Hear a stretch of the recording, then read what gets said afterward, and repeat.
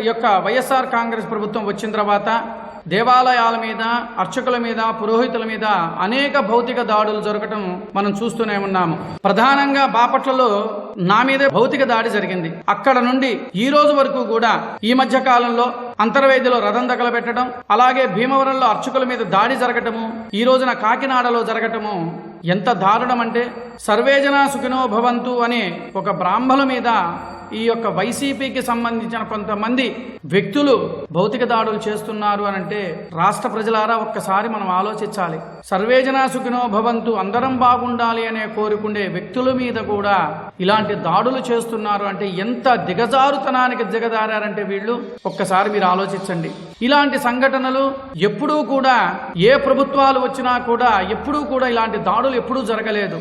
చిన్న చిన్నవేవి జరిగినా కూడా వెంటనే కూడా ప్రభుత్వం స్పందించి వాళ్ళని పట్టుకోవడం, వాళ్ళని కఠినంగా శిక్షించడం కూడా జరుగుతూ ఉన్నది. అవి మనం చాలా చూసాం. కానీ ఈ యొక్క వైఎస్ఆర్ కాంగ్రెస్ ప్రభుత్వం వచ్చిన తర్వాత ఇప్పటి వరకు కూడా ఎన్ని దాడులు జరుగుతున్నా కూడా ఈ యొక్క ప్రభుత్వం పట్టించుకొని, ఈ ప్రభుత్వము మేము ప్రజలందరికీ ఏదో మేము మేలు చేస్తాము అని చెప్పేసి ఒక బ్రాహ్మణ మీదే కాదు అనేక మంది మీద అనేక దాడులు విపరీతంగా జరుగుతున్నా పట్టించుకొని ఈ ప్రభుత్వము రేపు రాబోయే కాలంలో ఈ సార్వత్రిక ఎన్నికల్లో మన ఓటు హక్కు ద్వారా వారికి సరైన బుద్ధి చెప్పాలని నేను కోరుకుంటున్నా. ఎందుకంటే ఇలాంటి సంఘటనలు పునరావృతం కాకుండా ఉండాలి అంటే వాళ్ళకి సరైన బుద్ధి మనం చెప్పాలి. ఒక్కసారి రాష్ట్ర ప్రజలారా మనం ఆలోచించండి. వైసీపీలో ఉన్న బ్రాహ్మణ నాయకులారా, వైసీపీకి వెళ్తున్నారు కదా, వెళ్లే ప్రస్తుత నాయకులు, వైసీపీలోకి వెళుతున్న బ్రాహ్మణ నాయకులారా, మిమ్మల్ని ఒక సూటి ప్రశ్న అడుగుతున్నా. బ్రాహ్మణుల మీద దాడి జరుగుతూ బ్రాహ్మణులు అనేక విధంగా ఇబ్బందులు పెడుతూ ఉన్నా కూడా బ్రాహ్మణము అని చెప్పుకుంటూ బ్రాహ్మణులు అడ్డం పెట్టుకొని మీరు ప్రవర్తన చేస్తున్నారు కదా.